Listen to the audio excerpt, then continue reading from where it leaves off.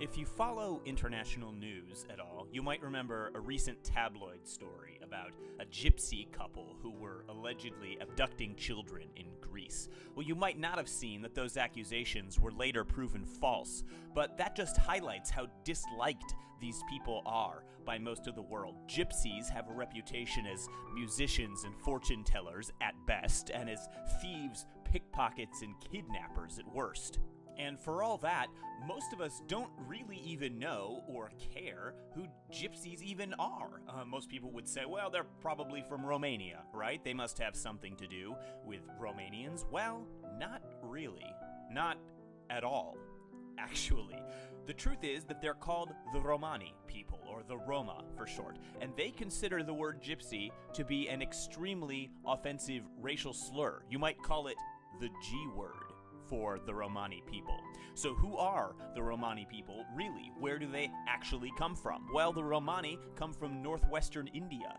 They left the area of Rajasthan and the Punjab around the 500s AD. Nobody knows exactly when or why because the traditions are all oral, and this happened more than 1,000 years ago. But we know that by the 1300s, most of Eastern Europe had just straight out enslaved all the Romani people they could catch. In Western Europe, most Romani people were put in workhouses and the children separated from their parents and indoctrinated in Western languages. Then, in the 1940s, came the Nazis, who set about committing a systematic genocide of the Romani people.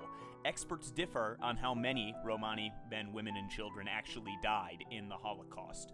Estimates range from 220,000 all the way up to 1 million Romani people.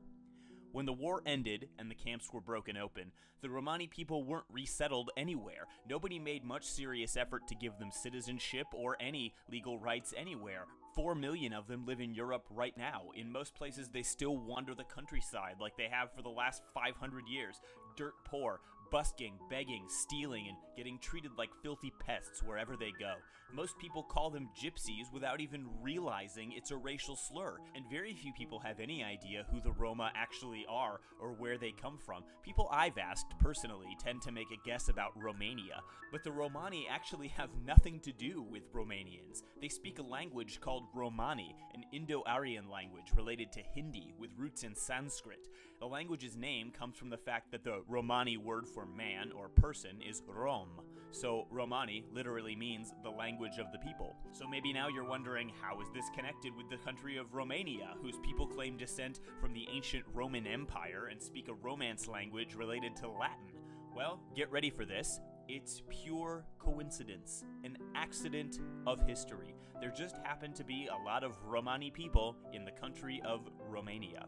And in fact, you may have heard more about the Roma than you think. Charlie Chaplin may have been Romani. He was born in a Romani area of London, and one family friend wrote that he was born in a caravan that belonged to a gypsy queen. And the band Gogol Bordello is led by Romani musicians who call themselves gypsy punks, reappropriating the racial slur and turning it into something cool, something to be proud of. And why not? Underdogs are always intriguing. And the Romani are about as underdoggy as it gets. They've survived cross-continental migrations and multiple attempts at genocide. They speak a language that very few outsiders ever learn or bother to try to learn.